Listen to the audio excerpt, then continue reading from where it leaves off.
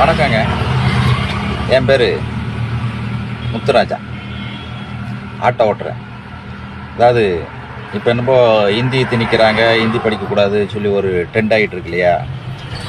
கோயம்புத்தூரில் railway station, ஏர்போர்ட்லாம் நாங்கள் போகிறோம். அப்போ பார்த்தீங்களா, இந்த யூபர்னு ஒரு ஆப் இருக்குது.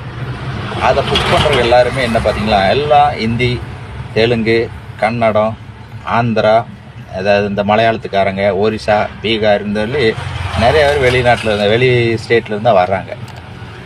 எங்களால் அந்த ஆப்பை வந்து யூஸ் பண்ணவே முடியறதில்ல. ஏன்னா எந்த பாசமே தெரியறதில்ல. தமிழை தவிர ஒரு மயிரும் தெரிய மாட்டேங்க. நாங்கள் படிக்காமல் விட்டுறோம். எங்கள் முன்னோர்கள் எங்களை படிக்காமல் விட்டுட்டாங்க. ஒரு 4-5 மொழி கற்றுருந்தேன்னா இன்றைக்கி அந்த ஆப்பில் வர வாடகை எக்கச்சக்கமான வாடகை வருது. என்னால் அதை எடுக்கவே முடியல. ஏன்னா அதை ஆன் பண்ணி அவங்கள்ட்ட பேசுகிறதுக்கே முடிய மாட்டேங்குது. எங்கே இருக்கிறீங்க, எங்கே ஒன்றுமே பேச முடியாமல் அந்த ஆப்பை நான் வந்து க்ளோஸ் பண்ணி வச்சுருக்கிறேன். ஆனால் அதில் இருந்துச்சுன்னா இன்றைக்கி என் பொழப்பு எப்படியோ ஓடிக்கிட்டு இருக்கோம். புரியுதுங்களா? அந்த மாதிரி எங்களை மாதிரி பொது வாழ்க்கையில் இருக்கிறவங்களாம் 4 மொழி 5 மொழி கற்றுக்கிட்டா நல்லதுங்க. அவன் வயிற்றுக்கு பொழப்பாக ஓடுங்க. எங்களை கற்றுக்க விடாமல் தடுக்காதீங்க. எங்கள் குழந்தை குட்டி எங்கள் வாழ்க்கையை தான் மண்ணள்ளி போட்டிங்க. தமிழை தவிர எதுவும் கற்றுக்கூடாது. எங்கள் குழந்தை குட்டியாவது 4 மொழி படிக்கட்டுமே, ஏன் தடுக்கிறீங்க? அப்படி உங்களுக்கு நல்ல எண்ணம் இருந்தால் உங்கள் பிள்ளைகளையும் தமிழில் மட்டுமே படிக்க வச்சுருக்கலாம்ல.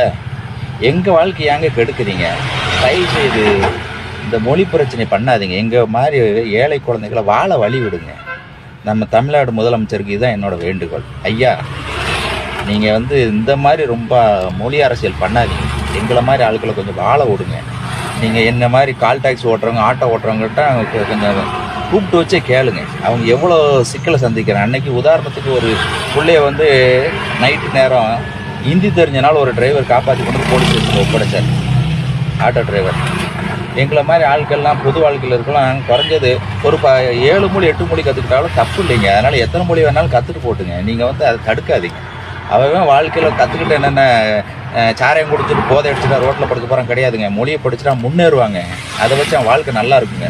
தயவு செய்து ஐயா ஸ்டாலின் அவர்களே தடை போடாதீங்க. எங்களை வாழ விடுங்க.